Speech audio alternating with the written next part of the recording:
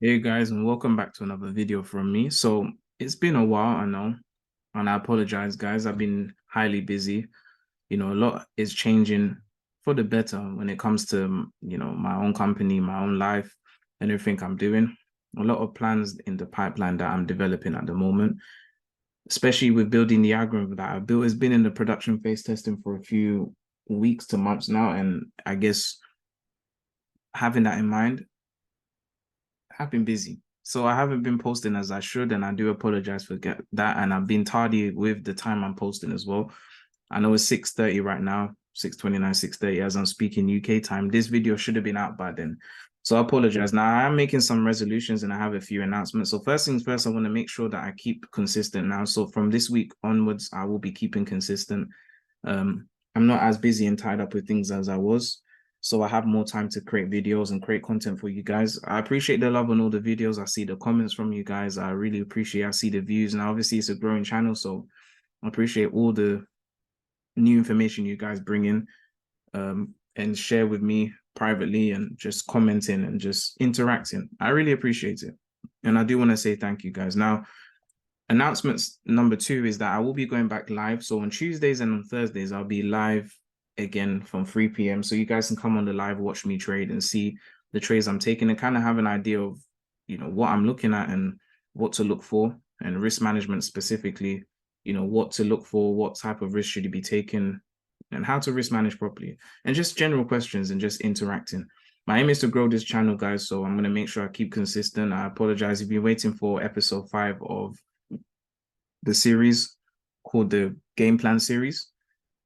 I apologize. So I will be on point with that. And yeah, I really do want to see some amazing things in the future with you guys. So I'll make sure I post. So that's that out of the way. Now, coming back to where we are, you can see here that it's been a very interesting ride of the dollar index and the shout out that I'm giving you guys for the point of entry of reversal has happened perfectly. You can see where the dollar index is right now.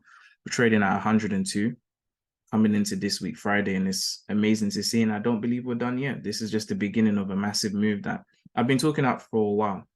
So in this video, my main aim is to go through all of the trades I've taken, and you guys should be happy people because I have in all the groups on social media given you guys entries for at least USD CHF, which over here has done a massive move, and you guys should all be in. I'm in on every single account that I have. So hopefully you guys are in too. But without wasting any time, let's get into the video.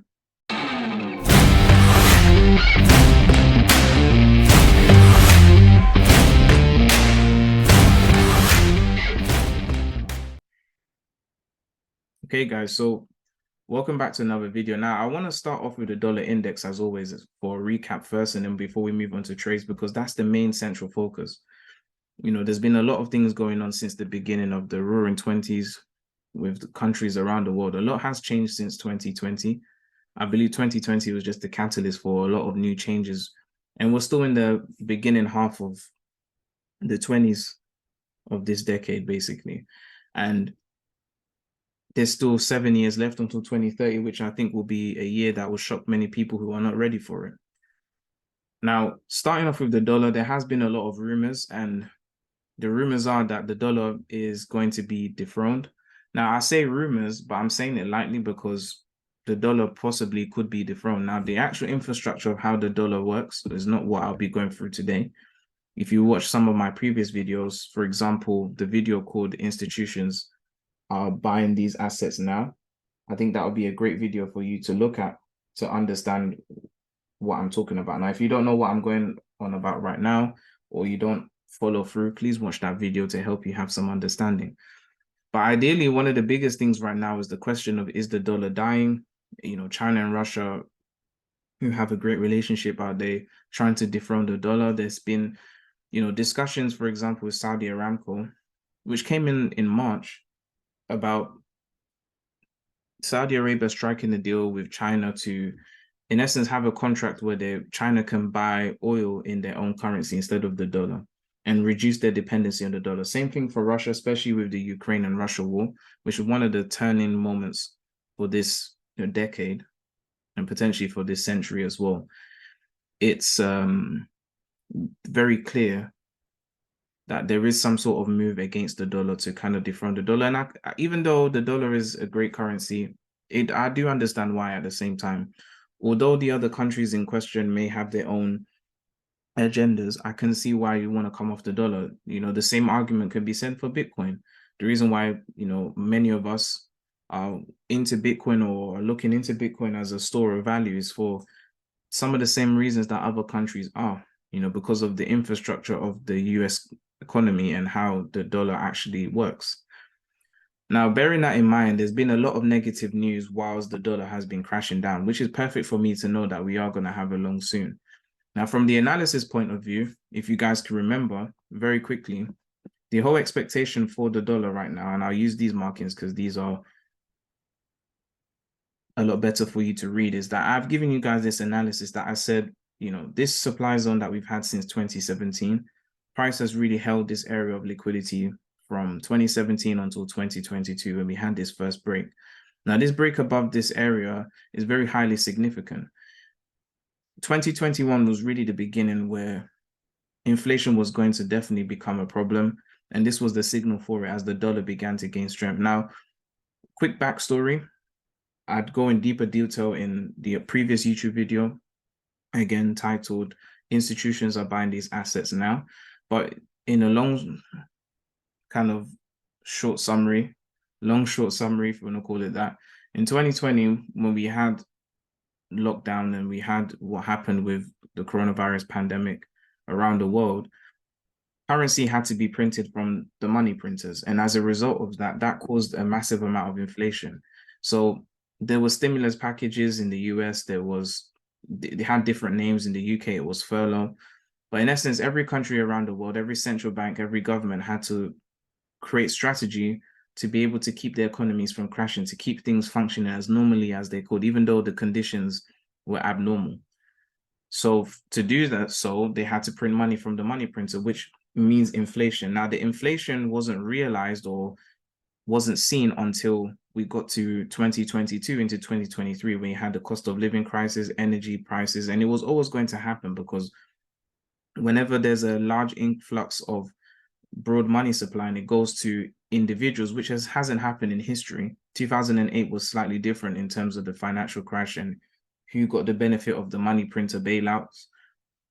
In this case, everyone got a bailout because the nature of the crisis was completely different. So there's been a massive increase in the amount of inflation or money in circulation, which has caused inflation to rocket through the roof. And then if you add supply and demand issues, things like Ukraine, which is one of the largest grain producers in the world, all of those different scenarios have created this massive melange, as I call it, of situations, which is strong inflation. Now, the dollar being the world reserve currency and, the US being the leading economy in the world, what we're seeing right now with the dollar and why I'm expecting it to go long fundamentally and then also technically is for this one reason: to deal with inflation. The reason why I believe the dollar is going to become so strong is because in order to counteract this inflation, the US government and of course the Federal Reserve would have to do a quantitative tapering program, which if you listen to Jerome Powell, like I do religiously anytime he speaks, he's been mentioning, QT a lot, which is quantitative tapering for short, and the fact that QT will continue to curb inflation. Okay, now quantitative taper is very simply increasing the demand for the dollar by reducing the supply, which can mean burning dollar notes, the Federal Reserve releasing the positions that they've bought in different assets and stuff like that to basically cause the dollar to gain strength again. And for me, this is the last push on the dollar before I believe the dollar will start to die. I do think the dollar is dying. I would say so. I hope it can save itself, but the system itself inherently is broken to begin with. But this last push on the dollar strength, for me, is the final move of the dollar before we start to see that tumbling down. Now, technically speaking, we've had inductions here within this area. Prices not close outside of this range at the bottom of it. If it did, then maybe we'll be pushing down a bit further short. But you can see the price has stayed at this $100 mark, and we've had many inductions within this monthly supply zone, which is a flip zone now because it now represents demand, because prices use this area as a point of liquidity to go long. Now, another thing that gives me confidence that I know the price will go short is that we have pools of liquidity here. And one day I'll do a deep video on what liquidity pools are. But we had no inductions over here before the price went short. We just had a massive sell-off in 2022, which is a very natural reversal. So with this push on the dollar right now, of course, visually, we're still not in the clear until this level here. When the body of the monthly candle, which is what we should be expecting, closes above 105, for example, clearly, then you know that we're going to have a massive, push in strength. And this is what I'm looking for. Now, I expect the dollar to get towards, the $130 level, even more than that. And the move I've been telling you guys and giving you entries for has been around getting in at the bottom, because I believe that this quantitative tapering move will be mirrored, technically speaking, when the price goes long, because the dollar will gain a massive amount of demand as a result. So recapping on the signals I have given you before we go through what I'm looking for next week. First things first is USD CHF. Now, USD CHF, I'm in the long on every account that I have, funded accounts, my live account, every single account you can think of, even demo accounts. I think I'm on some sort of trade in there. But the entries I have are right at the bottom. I think my lowest entry is somewhere around this wick here.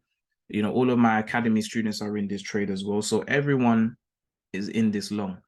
Now, as a recap here, what I'm looking at, just for you to understand, is the analysis comes from looking at comparing this area here, and of course this area here on the dollar index, with this range that we're in right now.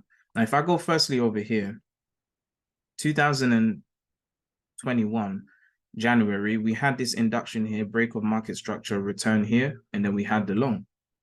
And then when we come over to USD CHF at the same time, we had a break of market structure, return here, and we've had a long.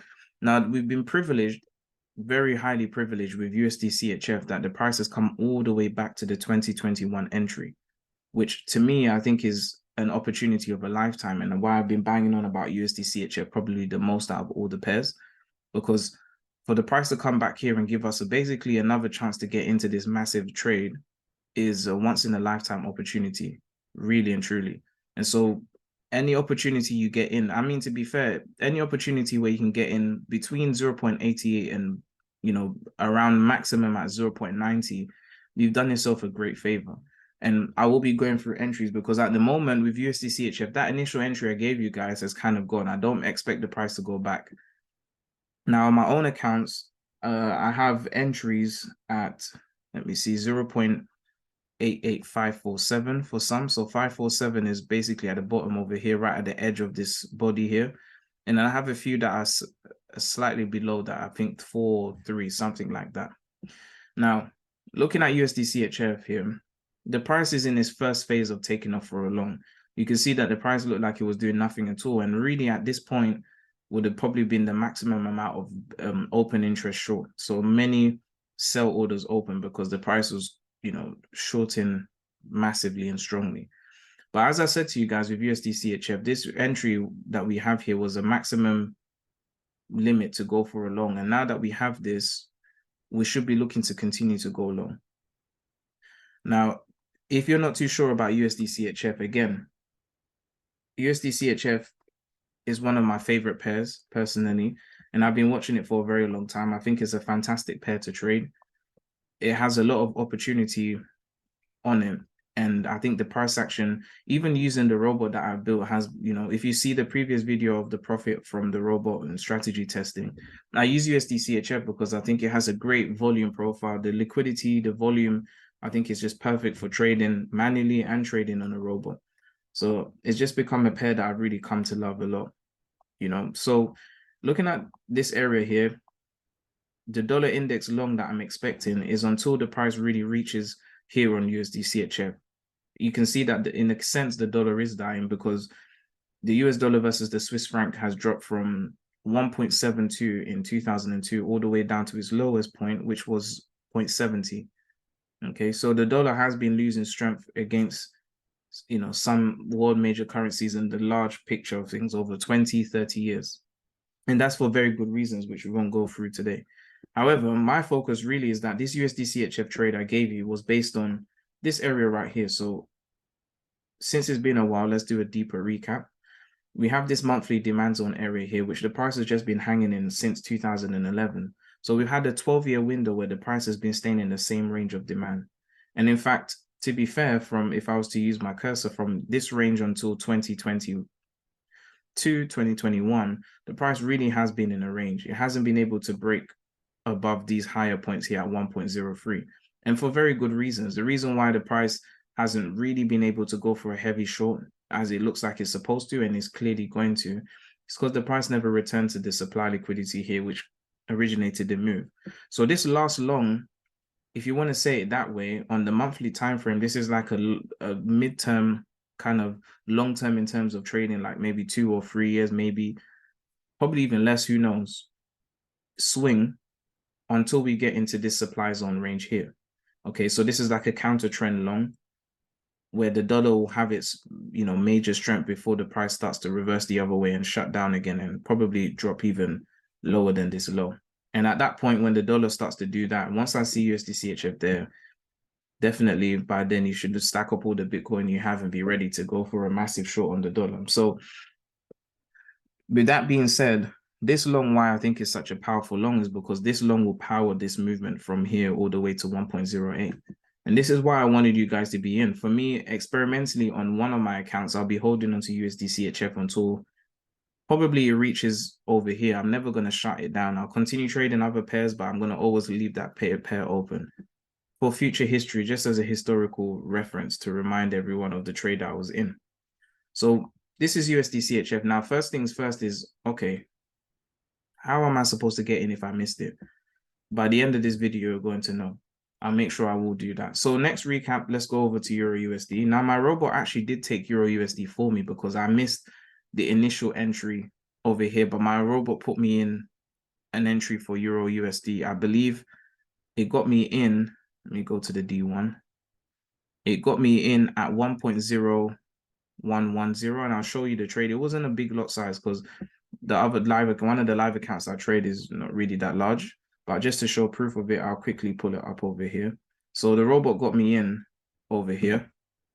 I'll just quickly change the screen. So this is the entry that the robot gave to me. All right, right over here. Stop loss to even by itself as well.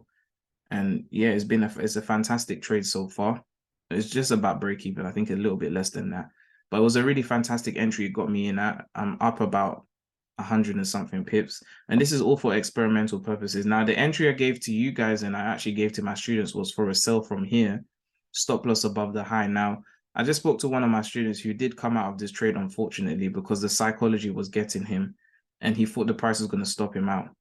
And unfortunately, he let the psychology get the best of him. If he had stayed in his trade, he would have been up over 200 and something pips right now. And he had like 3 entries for a short. So that's a bit of a bummer to see that. I'm upset about that completely. But, this is why psychology is important. And I guess one of the reasons why somebody would use a robot is because sometimes if your psychology hasn't reached where your trading skill is at, you need a robot to help you bridge that gap until you can get there when you're trying to make profit and move forward with your career. So anyway, this is the trade that I took. If I come back over here, let's go over to Euro USD. So Euro USD was a fantastic trade. The reason why I said for everyone to get into this trade is because if I draw this supply zone area here, when I said or almost said oil because my mind is on it, but when Euro USD made its first sell-off of here, I know that some people got in here, and it's not the worst entry in comparison to other places you could have got in. But the biggest problem here with Euro USD is that the price didn't return to this supply zone here. So we had unfulfilled efficiency. So my entry shout was when the price spiked into here, the next pullback here is where everyone should get in. And as you can see, price has done a pretty good job of selling off from here. Now, this sell-off is the beginning of the major shorting I said that will happen on XUSD pairs, X being the euro, it could be the pound or whatever. They should all be going short. And if you look at all of the pairs, they all are dropping in the same fashion, okay, because the dollar is gaining strength massively. Even if you were to go over to the crypto markets and I was to pick up a Bitcoin, which is why I told you I'm not really trying to buy any dollar-denominated assets yet. When the dollar reaches its maximum crashing potential, or the maximum strength it can go, that will be like the bottom of the market for me. That would be when I'm getting into all of the assets. So I'm spending my time to trade Forex at the moment as much as possible and just trade the markets and get as much profit as I can get out of the markets first, and use that profit to then buy up the assets when the dollar's at its maximum, or one of its, it gets to that 120, 130 range. That will be the bottom of the market for me. And of course, crypto guys don't want to hear this. I'm a crypto developer myself. I'm actually the CTO of my own cryptocurrency project as well. So I'm very much in crypto and building software and building projects at the moment. However, I think when it comes to the dollar strength on dollar denominated assets, every single asset is going to take a tumble down, and it will happen soon. Now, there's fundamental reasons for it too, because when the cost of living, which we are in now, is high and you need as much money as possible, or fiat currency, which at the same time, it is a economical warfare in a sense, because the central banks, especially in the West, want you to hold on to their currencies because their currencies have dominated for the last 100 years. So when there's a massive cost of living crisis like we have now, and money is short, it requires more nominal money for the same amount of goods, which is what I talk about CPI measures, which comes from inflation. People naturally will want to dump their assets they hold to hold on to cash, because right now cash is more important, or fiat currency is more important to hold than an asset, because they're not performing as well as you would want, unless you really bought Bitcoin at like $10 or $100 or even $1,000, to be fair, around those prices. If you bought those assets, it will be better for you to come and hold on to dollars or pounds or whatever, so that you can actually live a normal life, because people will start selling off and there'll be a kind of a massive supply shock going on and the price will crash. So the nominal value that you can actually extract from your assets will be less. And so this is why people are selling houses and they're not really finding buyers, which means they're going to have to push the prices down to attract demand. So what we have going on with this dollar strengthening is actually probably one of the last opportunities to really get assets at a very cheap price before, the government changes, and many things that are conspiracy theory to many, but will definitely happen by the next decade, 2030. So for me, even looking at something like Bitcoin, without even doing any technical analysis, which I have done anyway, because for those of you who've been following me for a while, you know that there's a liquidity gap on Bitcoin at 9,600, and it only takes the right moment to fill it, which I think right now we do have. So with asset prices, now it doesn't mean that you need to sell your assets. This is not financial advice, but what I can say is that looking at the dollar strength, any dollar denominated asset, even Bitcoin, as powerful as it is, won't be able to overcome the weight of the dollar as the dollar gains strength. And as you can see, Bitcoin is already kind of dropping here. I expect it to probably drop even down to 3,000. And it sounds like a surprise, but when the dollar index gets to that 125, 130, wherever Bitcoin lands, which possibly could be here, that would be my buy-in price. That would be the right price to get in. So if you want any advice in that sense, I'll say trade as much as you can, guys. Trade as much profit, get as much profit out of prop firms, your own accounts as possible, and just be prepared for when the dollar really gains strength. When that moment comes in history, asset prices will be very cheap. When everybody's running away from assets to fiat, that's when you're going to run to assets and drop your fiat. That's how the system of the world works. And I do think is already happening. These sell-offs that are happening is not because people don't want to hold on to stocks or onto crypto. It's just generally because right now, money is scarce, money is tight. It costs more nominal money, or in terms of, instead of it costing $1, it costs $1.20 for the same goods and services you need. And if you have assets that you can liquidate, what would you do? You're going to liquidate them so that you can hold on to actually get the needs that you need to have met, especially if no new income is coming in, if your wages are not increasing. And these are kind of the systems that happen in the economy, and which is what causes massive sell-offs. So just as a kind of side window when it comes to looking at asset prices too, this is exactly why I'm not personally jumping into any crypto project right now, per se. I know that Pepe is taken off and stuff like that, and it's been a fantastic kind of run. Who owns Pepe is still unknown. And, I've seen some stuff about it. I mean, it's great. Some people may profit from it, but those are few and far between. If you have the opportunity to get into those things, get in. But in terms of the real major assets like Bitcoin, Ethereum, I do think there's going to be one more downturn that we're going to have. And the dollar kicking off as it has is the beginning of it. All right. So this is kind of how I'm reading the market. I'm looking at things from a micro point of view, looking at the different assets and classes to work out what I'm doing. So you can take that information again. Don't say Michael said, but you can use it how you see fit. For me, the current economic structure that we have, or the economic situation that we're in, the volatility is high, very, very high, which is good for trading. So in my opinion, trading and earning fiat that you can convert into assets later is a lot better than trying to buy assets now. I don't think this is the market yet to buy assets at a good price. I mean, if you want to go and do that, and there's some opportunities that may never come back again, you can. But for me, how I see it is that right now, trading the directions of the market to gain, profit is a lot better. Okay. So moving forward from that, let's come back to where we are. So we've got Euro USD, Pound USD. And as I said, guys, I didn't give signals for all of these, but I expected all of these to do the same thing. If you guys can remember, my markings are still here for Pound USD. You can see that the price has filled out this little gap over here. It stayed within the supply area that we're looking at. And now price is giving us a heavy short. And as I told you, I expect Pound USD to really come back down to about 110. So this entry that we've seen for a short, I expect it to continue into next week. Looking at the structure of the price, we may get maybe a Sunday or Monday pullback slightly just to kind of get, price to come back in to an area of supply so that it can continue shorting. But the trigger has begun. From looking at what happened yesterday and today, the trigger has definitely begun. So now the question is, since these trades have happened and I've probably missed it, or you have missed it, or you want to get some more entries, what do we do? So let's go on to re-entry. So I'm going to start off with USD CHF, first of all, and let's just look at the price structure. So looking at the structure, and maybe what I'll do here, I'll give you the bare bones of the structure so that we can look at things a bit better. So I'm going to steal this monthly chart, bring this over here. I'm going to bring out this weekly area here.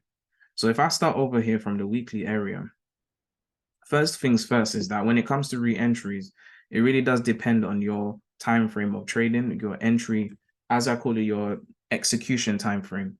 Now, everybody has a different execution time frame. You may execute your entries on the H1 or the M15 or the M1 or a range. So first things first is that for us to work out what we're doing, we need to kind of figure out, first of all, where are the most valuable places where price can give us a re-entry? Well, let's trace the liquidity as always. So if I start from here, we have this weekly demand zone, which is in my focus at the moment. Reason being is that if we look at the anatomy of price and the structure here, when the price was inside of this demand zone area here, we had a massive burst of liquidity, which aided the price from in 2021 until September 2022 to get all the way up to 1.01. So right now, this area here represents a key significant price range where a lot of activity was going on. So what I'm going to do, I'm going to mark this in a nice color to represent demand. I'll just give us a light coral, okay, in this range. So one of the things that I would say would be a key to know that we're definitely in demand liquidity and not in supply is to see how price interacts with this area. Now, if I just zoom in just a little bit here, and notice that when the price was coming down to our entry that I proposed, okay, over here, we've had 1, 2, 3 wicks inside of this area, and price has been pushed down since then. To be fair, this is the first week, if you look at this price action here, where we've actually had quite a strong body. We have a strong and clear open and a clear close coming up. Right now is 6:57, so the market will be closing, for me anyway, in just about 3 hours time. But the week is kind of closing with a strong body movement here. Now, for that movement to continue, we will need obviously some more bullish liquidity to come in. So one of the best ways to map out re-entry would be to see how price closes above this area. Now, because it's the weekly, you're going to say, well, Mike, it's the weekly time frame. I'm going to have to wait a whole week to get an entry. Yes, I know. What we do think, and when I say we, I mean my students and, trading colleagues, is that when it comes to getting into this trade right here, from the weekly time frame, one of the best ways to know what we're doing would be to see if we can get a weekly body close. Now, how the body closes within an area is important. Another thing we can look at is how the price interacts with the previous high. Now, if I go down here, this induction was the trigger for the long right here. So one of the other things that we can do is to look at how price interacts with this high. So even though a weekly close above this area would be the best thing to wait for, and if the price closes above this weekly area quite strongly, then you'll be looking for some sort of pullback or what we will call reoptimization of demand for its original use. And then you can take the trade from here. This will be kind of the re-entry structure that I'm looking for. Okay. The second, obviously, way that the price can do so is that this area here, even though it's a strange candle, it is supply liquidity here. So equally, the price into next week could pull back here into this supply area and use it for demand. And then from that point, shoot off for a long. That's the scenario number two.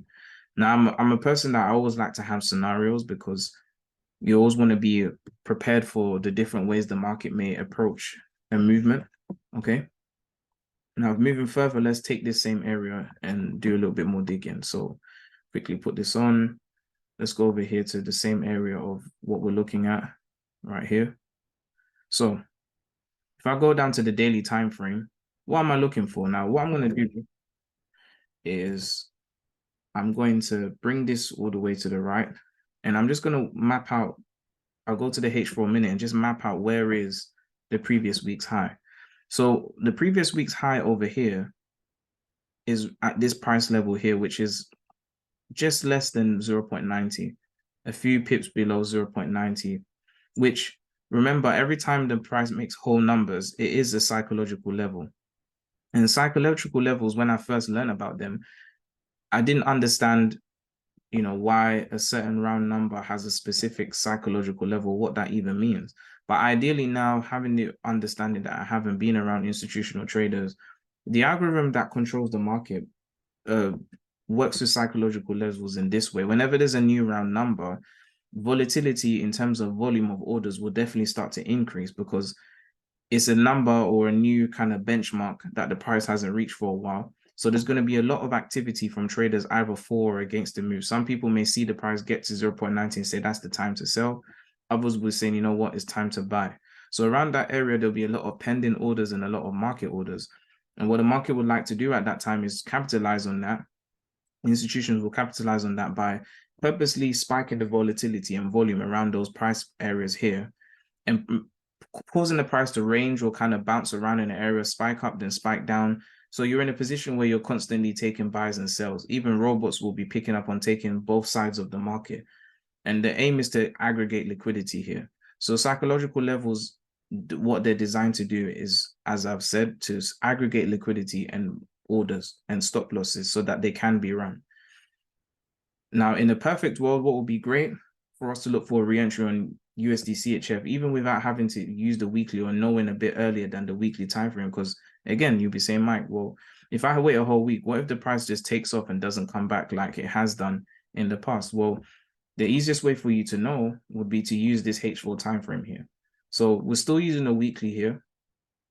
What I would say would be the best way for you to know earlier on is to look at the H4. Now, what are we looking on the H4? Now, the first thing that I would say to you guys, and this is important key, so if you're taking notes, please make sure you take notes, is that currently the price is in the H4 supply zone that triggered this short. So we need the body of the candle, first of all, to close above this supply zone. Once that happens, then it's clear that we have the supply liquidity in the market has been broken and we have, stronger levels of demand. All right, so I'm going to put numbers here. So if I put these numbers here, it will help. So number one, and I'm going to put this here. I need to find a good color that you guys can see. Let me just try and keep it to blue.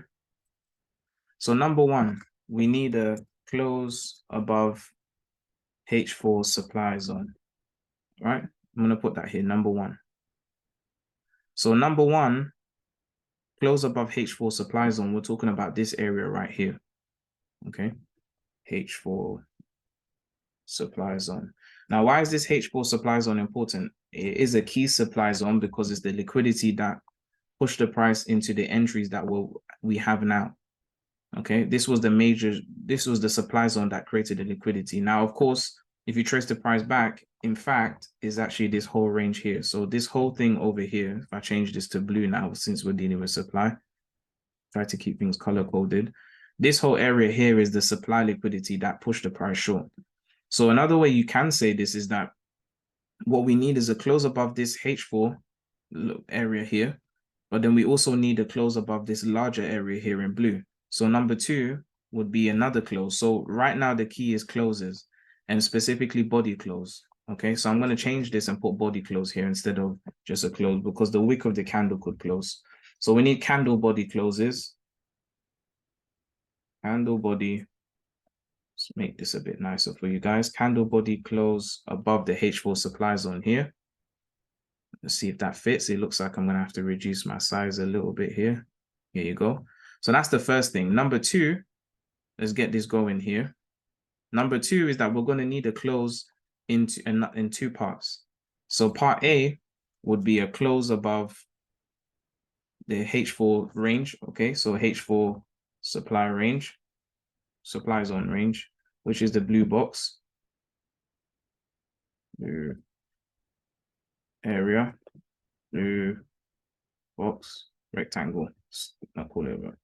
So blue rectangle, missed out the L. So we will need that first. So this is 2A. All right. And then the second part that we need is also, now there's 2 sides to it. One, I'll say the higher out of the 2 probabilities was if the body of the candle was to close above this high and this high.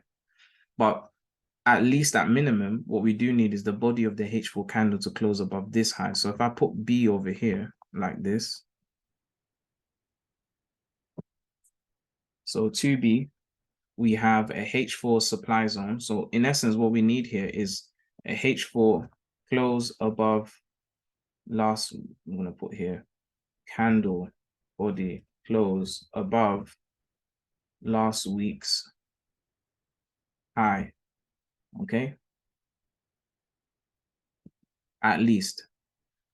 All right. I'm not, because of space, I won't be able to write this high also. But from listening to this video, we need to close above this H4 area here. Now, what does that signify? It means that the supply liquidity that was able to push the price down short, okay, has been exceeded by the demand liquidity coming into the market in terms of the market order book. So a H4 body close above this area means that we've exceeded the level of supply. Now the price is more in demand than it is in supply from this major key area here. Because again, if you look at this candle, almost every candle in this bearish movement, okay, is the same color or red, which means that this is a type 2 trend or type B trend, which is what I call it.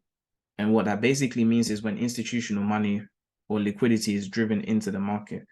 This type of money doesn't come from retail traders. It's not really possible for them to have, not even really, it's not possible for retail to have enough liquidity to push the price down by 170 pips. Even if we all press the sell button, it wouldn't work.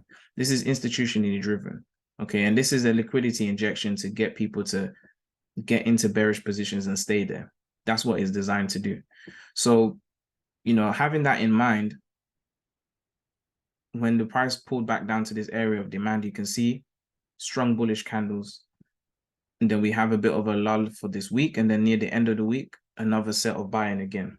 Okay, which is very typical of institutional and governmental patterns of buying and selling and stuff. So what we need in short is this H4 close. That'll be the first thing. Now, when the price closed above the high, that will signal continuation, because if the body closes above this area, what we're basically saying is another way of saying that we have bullish strength above this high. If you want to call this high, I don't call them rejection points because I don't think that's the right term to use. But in essence, this high being here was the maximal range before the price, you know, for going long before the price can go short. So for the body of the candle to close here means that the newest high or the new highest high, or in terms of the structure, we've broken structure now. Okay, so when the price breaks structure, is a sign of strength in a change of direction. So in essence, this was the highest high, and this represents bearish structure because the price went short from here. So when a H4 candle closes above here, this will represent a breaking structure or bullish movement here. Okay. Now part B, which is candle close above the last week's high, coupled with this H4 supply zone, these two combined together will give us a strong sign that we are going for a long. All right. Now, how does your re-entry come into this? Now, in terms of re-entry range, there's a few ways you can go about it. All right. So scenarios again. I think I've become the king of scenarios. So scenario number 1, to keep it simple, and I think I'll put this down here so that there's a little bit more space. I'll just put an arrow here so that you can see this. This is scenario number 1. But what we will need to do, in essence, for us to get a really good trade going for re-entry, the first idea would be scenario number 1 is for price to pull back on the other side here. So once we have these three things happen, okay, these closes, specific closes that we need for re-entry, when the price returns to the other side, you should be looking for buy entries here and stop loss beneath. Now, I'm going to give you some key here. If I draw this line over here, this specific high right here, okay, is not the most or the highest high, but this is a key high when the price was making this bearish movement. So when the price gets here and the term is a validation point, I haven't got enough time to go through what validation points are. You want to position yourself to have a stop loss that lands somewhere beneath this area or beneath this area here too. So you have 2 areas for a stop loss. Okay, but if you're being cheeky with scenario 1 and you want the tighter stop loss, then you'll put your stop loss beneath this range right here. So 0.89671. Okay, stop loss will be there and your entry will be when the price returns back. Okay, so, and that would be your scenario 1. Now, scenario number 2, okay, would be in this pattern here, would be if price breaks down further and we get the price getting towards the range here. Now, the key is that if the body of the candle, of a H4 candle of any type, closes back beneath this supply zone, then our entry will be quite low or significantly lower down. If that was to happen, all right, let's put this here for a moment. If that was to happen, then we'll probably be looking for entries back down to 0.89230, the next nearest demand zone, which is over here, for example. But coming back to scenario 2 would be for price to break down and push a bit further lower. And this is based on the H4. Now, once you get this on the H4, what you want to do is use your own entry time frame that you would use as a trader to get in. Now, the easiest time frames to trade with is the H1 and the H30 when you're, H30, the M30 when you're starting out. Or you can, if you're a bit more advanced and you can identify price on lower time frames, then you can go for the M15 and below. All right, so scenario number 1, okay? So the scenario number 1 for entry is this marking here. Scenario number 2 is within this range from anywhere from the top to the bottom, okay? So more of a wider range, and your stop loss will be at this point. So if I put this here, scenario 1 stop loss would be beneath this pink area. So scenario 1 SL, okay, would be somewhere here. Scenario 2 stop loss would be right over here. Okay, so beneath this area here.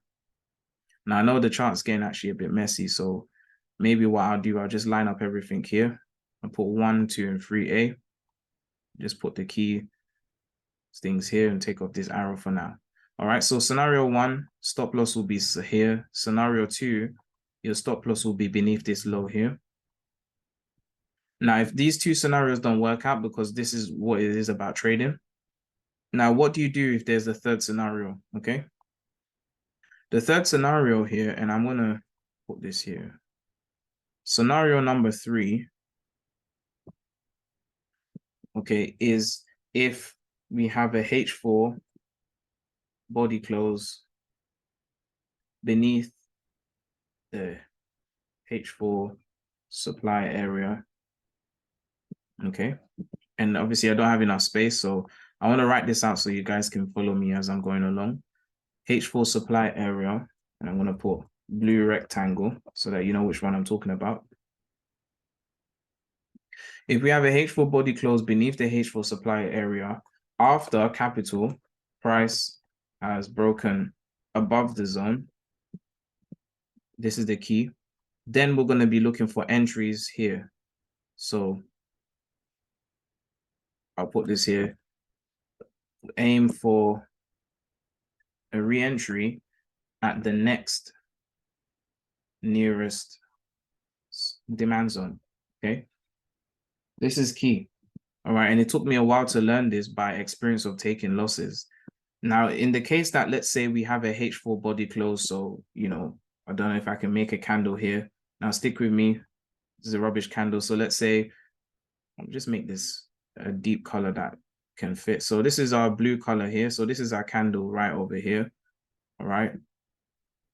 So price breaks out of this area on the H4. This is our H4 candle. Starts to go long a little bit like here. Then it reaches here. And then the next candle that comes in, and I'm going to use red to represent bearish because that's how my charts are. So just use crimson. It's a bit of a softer red. So then the price does this. It stays in the area. And this is the maximum limit of the zone. Okay. So I'm going to put here underneath the zone limit or the edge. Let's call it the edge for short. So this is the edge of the zone. Edge. Don't know, it's completely wrong. Edge. All right, typo. So that's the edge of the area here. So scenario 3 would be this, where the body of the candle closes outside of this area after closing above. Then what the price will be searching for will be the next nearest area of demand liquidity, which will be this. So this area here, if I put an arrow here, would be our scenario 3. And at that point, we'll be looking for entries somewhere along there. So if I put this here, scenario number 3, okay, would be here. All right. Now, where would the stop loss go? Easiest thing to do would be to put it beneath this wick here. So scenario 3 SL would be beneath this wick over here. And I think, of course, if that happens, for those of you who missed the trade, you'll be feeling happy. For those of us who are in the trade, we'll be like, oh, come on, man, just go long. But either way, if you have grits in your heart, and as I've told you guys to hold on this trade for a while, then it shouldn't bother you whatsoever. Okay. Now, to be fair, I actually haven't even drug my stop losses to even, because until the price firmly closes for me personally, and if you're those of you wanting to know what should you do with the trade, how to manage it, if you're in the lowest down entry like I am, and you took the call that I gave you guys, when the price closes firmly on the daily above, 0.90, just a few pips above, like 0.9200, and you can see prices pushing long, then I'll drag my stop loss to even, because then at that point, I'm at least 200 pips in the money. Now, this is a rare case where I'll take that long to drag my stop loss, but the idea of this trade, and just looking at the way the price has been bouncing near our entry for almost this whole week until literally the last minute, which is algorithmically programmed to get you out of this position, because if you catch on to this trade and you hold on to it, you're going to make as much money as institutions will be making in terms of pip amount, not necessarily the pip value amount, because of course they have very big coffers. But, with that being said, that's when I'll drag my stop loss to even. For now, just going to leave it open and let the price do whatever it needs to do. When it starts to, again, close strongly above 0.90, then that's when we move.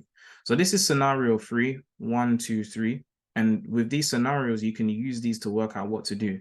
Now, for the lower time frames, what you're going to be looking for is just, and in this case, I'll give you guys room to find your own entry signatures. Now, I haven't made a video on how to find an entry on lower time frames, but I'm planning to do so that you guys can have a structure that you can go for what to look for an entry. And with that being said, these are the 3 scenarios to go for with USD CHF. Now, the other pair that we're looking at, okay, and what I'll do, I'm going to pull up the chart, is gold, all right? Now, with gold, a lot has happened, fundamentally and technically. If I go over to the monthly here, now, my only thing is that some charts don't demonstrate what I'm looking for as well as others, and it gets me a little bit annoyed when it comes to gold pricing. I do think that gold pricing is very manipulated among brokers, and I think is one of the price points that can be very extremely different from each other. Okay. Now, on my brokerage account, on one of the brokers that I'm on, which is IC Markets, and let me see if I can actually pull up IC Markets gold price for a minute to show you what I'm about to say, just to have proof of what I'm saying here. So that's exactly it. So if I switch over now, let's have a look at this. So if I show you the gold price on IC Markets, just take a look at this here. So we're on the monthly. I do expect the price to go short because gold is an asset. As much as we trade it because it's a CFD that you can trade, gold is an asset, and therefore, and is a dollar denominated asset. The biggest volume comes from, buying it in dollars. As a result of that, when the dollar does gain strength, maybe we might have a little lull in price on gold, but gold should go short too. You know, if I go back to, you know, looking at the structure when I was talking about gold, there's still this liquidity gap at 1865 in that range, 1870, that hasn't been filled and will be filled very soon. Now, coming back anyway to gold, if you look at the chart here, notice that on this chart, gold has made a new all-time high. The highest price that gold reached here was 2080, which is a new all-time high for gold. The previous all-time high for gold was in 2020, and that was at 2075. Then we had a close or very near to all-time high on oil when the Ukraine war broke out in February 2022, which was 0.70 before the price took a massive drop. Now, I always said to you guys with the analysis I've given you that price is very much so in a position to go for a short. And one of the things I was expecting potentially is for the price to basically take a new high, which is done, or take out all of these previous highs. So on this chart, gold has never reached the price point that it's on. Now, if I switch over to Hugo's Way, which is where it can get a little bit annoying, on Hugo's Way, price is reading slightly different. What we have here is that the price, the high here is 2074. Then we have another high at 2070. So those are agreeable. But now the high that's just recently happened, the high over here is saying 2066, which I think is massively wrong. I believe that the price went a lot higher than that. Okay, especially with the inflation reading. Now, what I'm going to do for this scenario here is that I'm going to use IC markets to analyze for this pair and show you where my mind is at. Okay. Now, in light of the reason why I'm using Hugo's Way is not using Hugo's Way for this is that if you look at the other, you know, currency pairs that we've had, like we've got the Euro USDs and the Pound USDs, and it's clear that the US dollar is starting to gain strength against these assets. Now, of course, you need a trigger for that technically, which in the case of gold will be something like taking the, you know, all of the highs of these previous years here and then giving us a short afterwards. So to me, I think Hugo's Way price feed went wrong there personally. Not saying that Hugo's Way is even unreliable, but in this case, I would take IC Markets because it's one of the largest brokers in the world. It has over $1 trillion of volume going through it at some points in terms of trade orders. So to be honest, the price feed is a bit more reliable there. Okay. So with that in mind, gold has made a new all-time high. That will trigger a lot of buying from a lot of people. Okay. But now that you understand the fundamentals of where the dollar technically and fundamentally should be going, this was really an entry to go for a short. Now, one of the key things for me why I believe gold is going for a short, and it's already done some entries already, but there's going to be much more room, is firstly over here. If we zoom in just one time frame down and we look at the weekly, I'm just going to put this here. We go to this weekly area over here, you'll see that the weekly supply zone that we've got going on, the bodies of the candles have stayed within this area. The only thing that's changed is that the wick of last week's candle took out all of these highs, but the price still managed to close within the area here of supply. So on the monthly, it looks as though the price is in a strong area of demand, which it obviously is on the long-term scale of things, but in the shorter term time frame, we're still inside of supply. The only way that would be confirmed to not be true is if at any time we have a weekly close above this body here. So if the body of the candle, so we have a body close on the weekly specifically above 2033, and I say arguably like maybe 2037 just to be a clear close, then we should be looking for a continuation long. Now, there's obvious signs that the price will go short, like this liquidity gap that is yet to be filled on gold. We also have things like this liquidity pool here that was created in 2021. And now that we have this structure going on, for me personally, I know that gold is a hedge against inflation, but again, when it comes to financial economics or economic warfare from central banks, because of the inherent nature of what the dollar is that over time, your buying power will decrease. If you save in dollars, if you have saved in dollars, let's say over the last 100 years, your buying power would have significantly reduced. I believe $100 is now worth about, and there's a calculator for this, and I'll pull it up in a minute for you guys to see. In fact, let's actually do this now. If I show you the calculator, maybe it will help you guys to see. I will leave the link in the description for,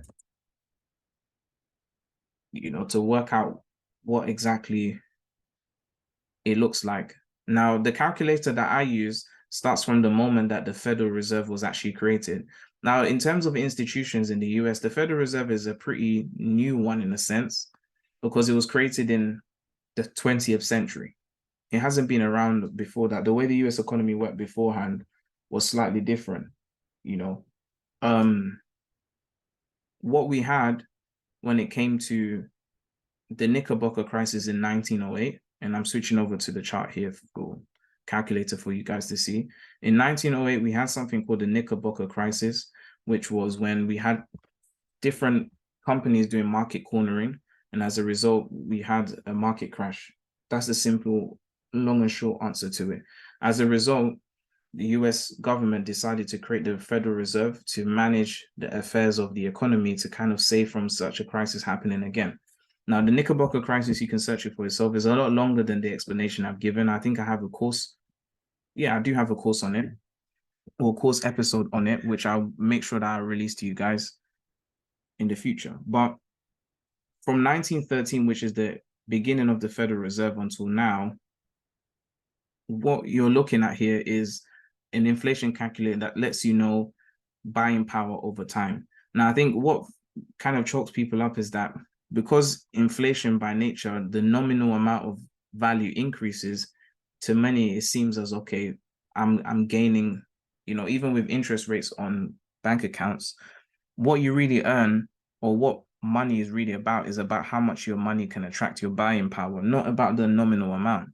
Because as I've always said, Zimbabwe, there was a time, I don't know if it still is like that, where you can get $100 trillion note, but you need many $100 trillion notes just to buy a piece of bread. Okay. So in nominally, you have a large amount of zeros, but in terms of what that money can actually purchase, its buying power is next to nothing. Okay. So the US inflation calculator, and you can check this out for yourself, lets you know how much $1 was worth in a certain year and how much that money, how much that item will cost in this year. So for example, in 1993, if I was to do that, for example, to the last 30 years, just to give a little span, if I was to calculate now, in 1993, if you purchase an item for $1, for you to get that exact same item in 2023, it will cost you $2.10. And the way that it calculates this is by the cumulative inflation that increases year on year. All right. Now, if I go over to something like let's just go for 1913, which is the beginning, something that cost you $1 in 1913, it would cost you $30 today. Now, if you have the asset that produces this dollar amount, you're laughing. So if you own an estate and you're charging rent and you've been charging rent for 100 years, then nominally speaking, then you're doing pretty well. But what this can also mean in inverse is that if you were to save money in your account, okay, $100 in your account, or let's say you saved $1 million for your children, what you could purchase with $1 million, or if you had $1 million in your account, would be 30 times less. So you have to do the buying power, or the amount of whatever you want to pay for would be $1 million divided by $30, okay, which is a very small number. I believe if I do the calculation here, let's try $1 million divided by $30. Yeah, so 3,334. So your $1 million that you saved as an inheritance, or was saved as an inheritance for you in 1913, would be equal to, right here, $3,333.33, which you can't even, that's probably rent for 1 month or 2 months in New York somewhere. Probably even some of you in the comments will probably say that's half a month. I don't know. So you can see how inflation in terms of the buying power is dangerous. So you lose a lot of value, even though the nominal value may increase, the actual buying power, the ability to acquire with that currency, decreases massively. Okay. So bearing that in mind, what does that mean? Well, gold is a hedge against inflation. And the reason why is because gold has, in principle, it has a fixed supply. Ideally, how much gold is in the earth is not completely known. Scientific records say that there's about 0.3 parts per million. For every part per million, there's about 0.3 parts of gold in the earth's crust. But because gold has a very, very low supply and a high demand, it gives it the position where it can be a good hedge against inflation. Chemically speaking, gold doesn't erode, okay, unless you put in a very strong super acid. Over time, if you gave someone gold as an asset 1,000 years ago, like, you know, when people go, archaeologists go digging, they find gold not as shiny, but gold that was left behind for and buried with Egyptian pharaohs 2,000, 3,000, 4,000 years ago, that's still there, hasn't really eroded, hardly anything's happened to it at all, still in the same position. And you find them in museums once they sparkle it up. So it has a good resistance against corrosion. Okay, so it makes it a good physical asset to hold on to. So in times of inflation, many people decide to hedge their self against the inflation or this buying power drop and buy gold instead, So bearing that in mind now, why do I think gold is going to go short? If everybody was to buy gold and drop fiat currency, then the fiat currency system will drop. So in times like these, what's going to happen with gold and other assets is that when the dollar gains strength artificially, like it is from quantitative tapering, is going to discourage people from holding onto their assets, and they're going to start selling off because the price is dropping. So you'd be surprised that some countries are piling up on gold, don't get me wrong, because the supply is still low, and there is a bit of a metric there in terms of it's not really easy to just access gold like that, because gold, sometimes it requires blood for you to get where you need to be sometimes. But anyway, in principle, with gold's price action, gold will start selling off because people will start to sell off their gold, or gold ETFs will start to just be kind of sold off, really because it's not favorable to hold on to gold. Even when you hold on to a gold bar, just to let you know, guys, you get charged 40% bullion tax in most places in the world, which means that gold will have to increase its current price, for example, of $2,014 by 14% just for you to break 40% just for you to break even. So if the price was to crash down even by $100, it's going to take possibly many years for you before you profit from it. And obviously, if your money is locked up in gold and you want to free it up to do other things as an investor, you're going to sell your gold. And this is what basically happens. So this is one of the reasons. Now, there's others, but this is one reason why gold will sell off. Now that gold has made a new all-time high, you can call this price a psychological level. So since prices stayed within this supply zone, if I go down to the daily here, all right, this is the structure that we had. We had this induction here, all right. And it was definitely a market manipulation in the sense that, because how gold did this price action movement was as soon as the market opened, it spiked up. So it didn't really leave you any chances to really get in. Now, looking at the structure of gold, it looks a little bit topsy-turvy, but the price really is in a good position. This D1 supply zone, which is where I was looking for an entry, and I absolutely missed it, and I'm so annoyed because it happened with the news anyway. I wasn't ready for it. Is where I'm looking at. This is the principal area of supply, and I believe price is going to go further short. Second thing is, which is something to note for taking the sell on gold. Now, I did take one sell on gold, which was really nice last week when the FOMC news came out. But obviously, I know that there will be more. Now, even if you get into gold in the 2000s, my target for gold, and I know it sounds crazy, is that over the next long term, I expect gold to get back down to about 1,255 beneath these lows here in 2018. Okay. Now you say you're crazy, but that's what I do believe. And we'll see if I'm right about it. I have my reasons. Now, anyway, on the daily time frame, yesterday, we've had a strong body close beneath the previous day's low, and prices touched back at the price level of the previous low. So this is a signal for me for a continuation. Okay, now how do we get in? So using this high and at the same time this low as my starting point, what we can do, same thing on the H4. What do we look for? Now on the H4, as soon as you zoom down, the price looks a bit all over the place, but it's not so much so. So first things first is, of course, I'm looking at supply and demand liquidity. Over here, we have a very important demand zone. Again, now this H4 demand zone is what triggered the price to get into this D1 area here. Now, if I change the color to it's a little bit more color coordinated, I'll use a deeper color of blue if I can.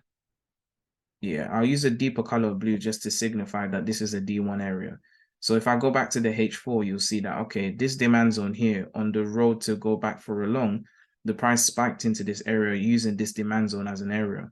Another thing to notice is that the price has spiked into this area many times. After spiking into this area, the next H4 candle, the price spiked down into this area. And then again, over here, we have another spike down, but price didn't break beneath. We have one more push up here for a long, which was the CPI news that came out on, I believe, Tuesday, I think. US CPI news. And then we've had the close beneath. So this is the first time we had the break. You see price touch back here one time, shorted a bit. Then we had a strong piece of bullish liquidity in the morning, push back here again. And now we're kind of pushing with a short now. Okay. Now, the key thing is that the price broke structure here on the H4 of all of these highs, which is great. So that's a good sign of a continuation for a short in this side because we're on the other side of this demand zone. So primarily my focus for looking for an entry will be from here. Now, because gold is so volatile and it moves so largely on the H4, the candles we're looking at, even though it doesn't seem like a lot, are in the range of 200 and 300 pips. There's no other pair that I know of, currency pair, asset class, that moves like gold. In 4 hours, gold has done what it takes sometimes Forex pairs, 2 or 3 months to do. This H4 candle here is 295 pips in 4 hours. If you caught that, almost 300 pips, that's, 2 months worth. Yeah, 2 or 3 months worth of a movement or a trend movement on a Forex pair. So gold moves really quickly. So my advice to you whenever you're trading gold is that you do need lower time frames by default for you to really get a good entry in a humble pip range. Because if you want to take an entry on gold right now and your entry was here, your stop loss will be 110 pips, which is way too wide really for you to get any significant risk to reward. Unless you're trying to swing and get 2,000 pips out of this, which I'm not against at all. I think that you definitely need to hone down at least to the H1 to start off with. But now that we have all of this structure in play here, I'll just use this marking area here and I'll just call this the H4 demand flip zone. So H4 demand flip zone. Okay, this is where we are. This is our H4 demand flip zone. Now, looking at the structure of what the price has done, my interest really would be at this high right here. So this is the high of today. Judging by the level of volatility in the market, I highly doubt, unless something crazy happens in the next 2 hours, I highly doubt that gold is going to get past this high. So, usually whenever there's been a nice trend like this, there is a little bit of a pullback that happens into the new market. Sometimes the price just continues straight dropping. But what I would say is, what I would look for is if the price takes this high. So if we see the price take the high of the previous week, well, I wouldn't call this the previous week's high, but I'll just say the Friday high. It's not the previous week's high. If the price takes this high right here on Monday or Tuesday, let's say Monday specifically, and we have an induction here, then my entry for gold would be here. My stop loss would be at the last area where price really broke a demand zone, which would be over here. So if I was to put this here, my entry for scenario 1 with gold, all right, is here. So entry is actually over here. I'm looking for an entry at this price range, which is over here is 2023, which is funny, the number, right? 2023 for an entry in 2023.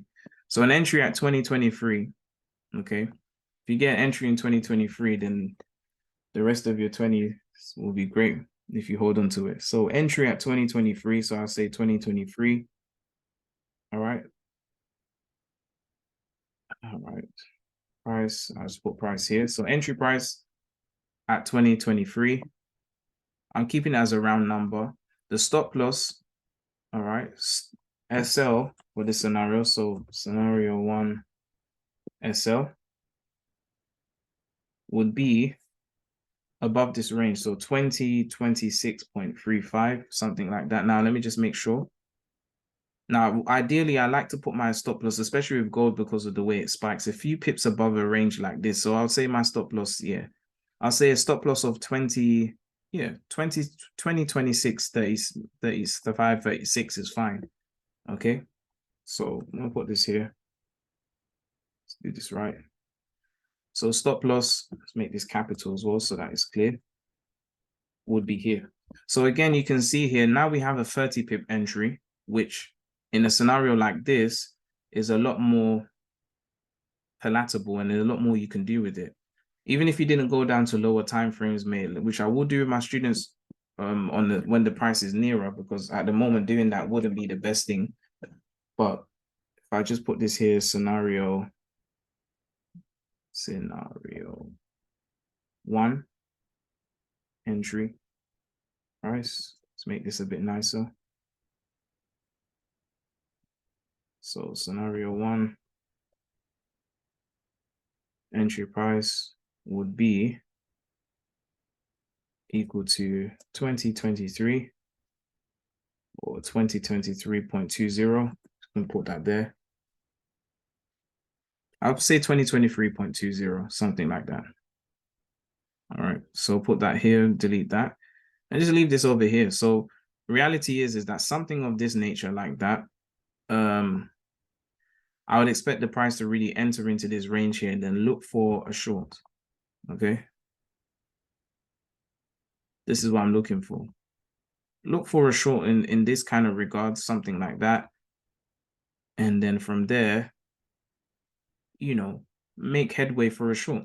And this is my scenario one. Now for scenario two is a lot more, I would say, of a watching thing rather than an entry straight away.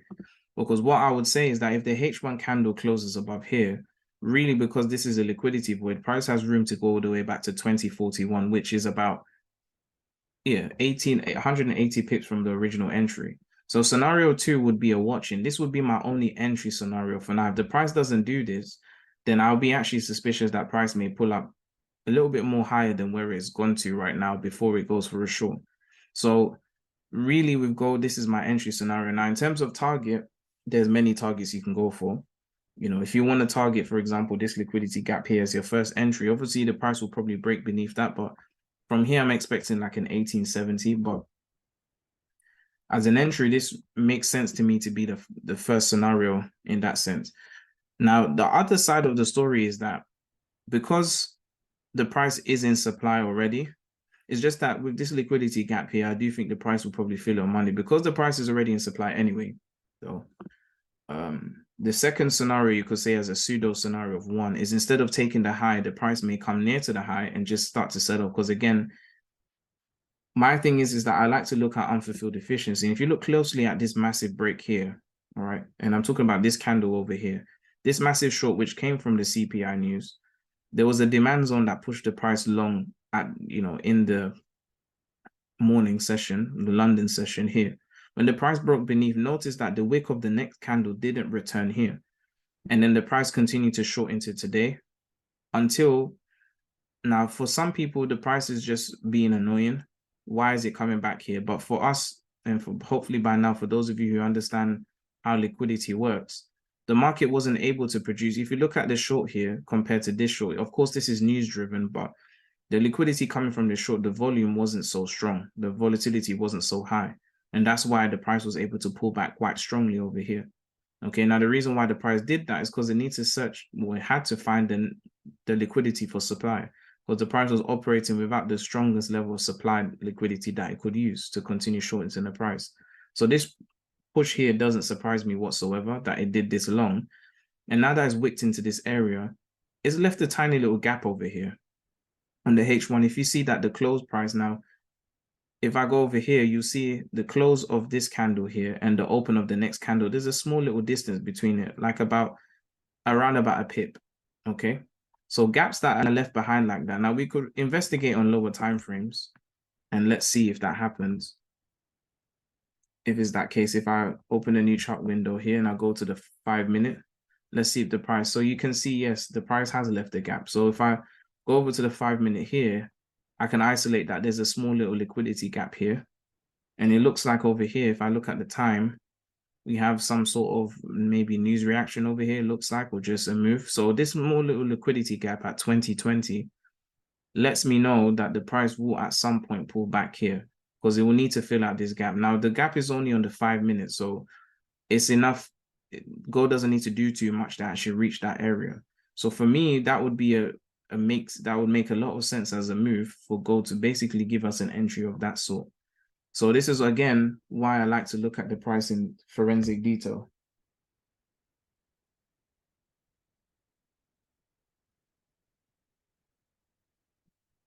And what I can say right now is that since the price will probably fill out this gap, it would make sense for price to take the high of the day for different reasons. Plus, first, the people who are going long, who still believe gold is going to continue going long, that will entice them to want to stay in their positions and probably even add more positions to go long. All right. For those people who are selling, this pullback might get them to be afraid and pull out, or maybe even run their trailing stop losses. So it works out as a good move for a kind of Sunday night move to kind of spike into here. All right. And again, this move is quite easy to spot if it's going to happen or not, because if there's a H1 body close above this area here, so the body of the candle closes above this range, then we should be out of the trade already. Okay. On the H4, you can also do it like this, where if the body of the candle closes above the H4 area, you should also be out too, because in terms of time frame, the H4 is a larger time frame than the H1. So if the H4 has a body close, but the H1 doesn't, you have to listen to the H4. So if the body of the candle of any of the H4 candles on gold next week closes above this range with the body of the candle, it can wick above, but if the body, closes above, then it should be out. And to be a certain extent, if the H1 area is acting a bit funny and it keeps on pushing long, but you notice that the price may be wicked up here, but the H4 body still stayed within here, then still take the sell. So that can be your pseudo entry, because what the price could actually do, and gold is quite characteristic of it, is that on the H1, you can have body closes even up to like 2027, let's say, but then the price within the H4 candle pulls all the way back down into this range of 2023 again. And what that would look like on the higher time frame is just a strong wick, but the body is still inside of this area here. And then you can look for a sell. So with this one entry, we have pseudo entries that we can go for. This is my primary one I'm looking for, but this is what I'm looking for with gold that we can use. Okay, so these are my two main trades, USD CHF for a long and gold for a short. Now, all of the other pairs that I could give you would probably be doing the same thing, but I want to give you guys the highest probability trades and the easiest of entry to get into. All right. Now, next week, I will be going through some other pairs, and I want to keep this video as short as I can, but I really want to give you my time today because I haven't given you guys my time as I should, and I know you guys have been waiting for the videos. So for now, this is really the scenario that we're looking for, I would say, for gold, this main movement here. But of course, the H4 variations I discussed, you can watch this video back to kind of, understand where you can get in. All right. And when I do go live, if the price is moving for an entry whilst we're live, then I'll take it live with you. Nothing to hide. You can go from there. Okay. So moving over from this, let's have the final look at the news that we need to have a look at from a more FX Street kind of situation, if you want to put it that way. All right. So if I go to FX Street anyway, quickly, let me just pull this up here. I always like to look at the news, and I'm sure by now, if I keep repeating myself, you probably get the message of why I look at the news. The main reason I look at the news when it comes to future news or present news for the week is because, again, institutional and governmental money don't trade the news the way retail traders unfortunately do, which is they use the news to get out of positions, not to get in. Okay. They may get in here and there, but usually they use the news to exit more than they use to enter. Okay. So when I'm looking at high impact news specifically, now I think I might filter my FX Street to come back with only high impact news, but I kind of like looking at all pieces of news, to be fair. But anyway, I still try to just focus on high impact news only and a few mediums that may be important. But ideally, when we're looking at news, what we're looking at is that with all of these scenarios that I'm talking about, we want to kind of figure out the timing of where there can be high volatility and liquidity to produce these movements. That's all that I'm looking at. And the places where we have to be careful also where the price may try to spike against us. So this is why I look at the news. All right. So if I start over here, all right, next week. So I'm going to do this. I'm going to do this month, but I'm going to change it up a little bit. And I'm going to start from the new week coming along, which is going to be the Sunday. I'll just start from Monday the 15th. Okay. Until the end of the month. And let's load up what's going on. Again, guys, for me, my favorite place to look at news is the Forex Factory because, excuse me, FX Street, because it's a mixture of Forex Factory and of Daily FX, which is highly animated, and Forex Factory, which is basically just straight news. Is a great balance for me personally. So anyway, looking at the news, what's my focus? Well, whenever for now we're focusing on US dollar pairs, so really my focus is on US dollar news. Okay, so for now on Tuesday here, no impact on the US dollar in the morning. There's no news here. Of course, the US session is not open. Coming into the afternoon, though, we have retail sales news. Now, again, when the market has a theme or a scenario or direction it's trying to drive, they can use any piece of news, okay, to push the price in the intended direction they have. They can get the price to do whatever they want it to do in reality, okay? So retail sales it is high impact news. It's not the most significant of high impact news, but it can still be used to do something.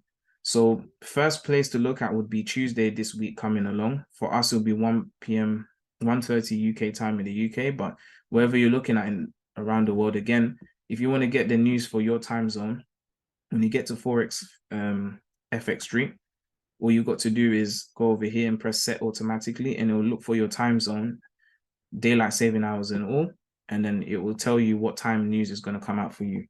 Okay, that's one thing. So going over to Tuesday here, that's what we've got. Now, if I go to Wednesday, we have no high impact news on Wednesday. Thursday, nothing at all. Friday, nothing at all.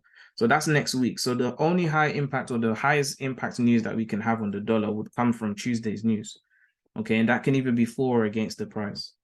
All right, the next one is this Monday coming along here, the next week Monday. So Monday starting 22nd of May. All right, so looking at the US news, there's nothing of high impact. We have medium here, which can cause spikes in the right or wrong direction in a sense. If you're long, you can push the price short just a little bit for re-entry. I've seen it happen before. But because it's medium, the number of pips the price will do wouldn't be significant unless there's a major difference from the previous price and expected to what actually happened. All right. Coming into Wednesday, we have the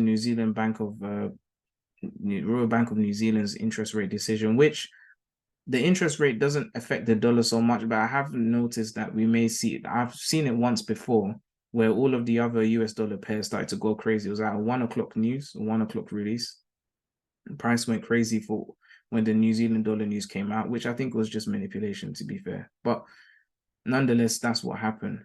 And then we have the US FOMC minutes. So the week after, so Wednesday 24th, we have the FOMC minutes. Now, remember, this is written news, not spoken news. So because it's written news, you won't know, the market doesn't react immediately. If it does react immediately, I always say that it definitely is market manipulation, because they have to read through the minutes to kind of hear what the Federal Reserve is saying and then make a decision on that. Okay, so go back again, that's Wednesday 24th. Okay, so we've mapped 2 dates at the moment. We've got next week Tuesday, which is the 15th, and then we have the 24th. All right, so the Friday the following, no news in the morning for anything, but we have the durable goods orders and non-capital defense goods orders, excluding aircrafts, on Friday, which that's another piece of news. So we've got 2 high impact pieces of news 2 weeks from now, and we have one or a range of retail sales news. I'll just call it one next week, Tuesday, and the rest will just be looking at technicals. All right, going towards the end of the month now. Let's see what else we've got. Saturday, Sunday, Monday, Tuesday. Okay. Now, one thing that is good though is that if you're trading USD CHF on one of the last days of May, so Tuesday, 30th of May, we've got the Swiss franc GDP news. Okay. And if that news is negative, which I do expect it to be, especially because they've raised their interest rates from negative to positive for the first time since I've known about the Swiss franc economy, this could also help USD CHF to push along. So inversely, even if there's no US dollar news per se, this Swiss franc news might help this Swiss franc, become weaker compared to the dollar and push USD CHF up. Okay. So ideally, looking at what we have here for the current present time, or the now, as I call it, which is coming into next week, there's one piece of news from the looks of things, unless they add more and there's more news to come and we just haven't seen it yet. But from looking at what we have here, next week, the high impact news for the week is the retail sales news, basically. So that news, reality, should be the thing that can cause a trigger for or against our entry. That news could either be the re-entry that we need to go for, the long on USD CHF and then the short for gold, or the re-entry could happen already and the news could be the trigger to kind of continue the wave of US dollar strength. Okay, so this is really the scenarios that I have, and I want to make sure that you guys watch this video over and over again. You know, think about it over the weekend, plan your trades, be prepared. Again, when I go live, I'll be doing some more entries with you and some more analysis as well with you, and just discussing what you guys you want me to look at. Okay, so I hope you guys enjoyed this video. I'll catch you guys on the next one. Take care. And don't forget, guys, to subscribe, share, and like.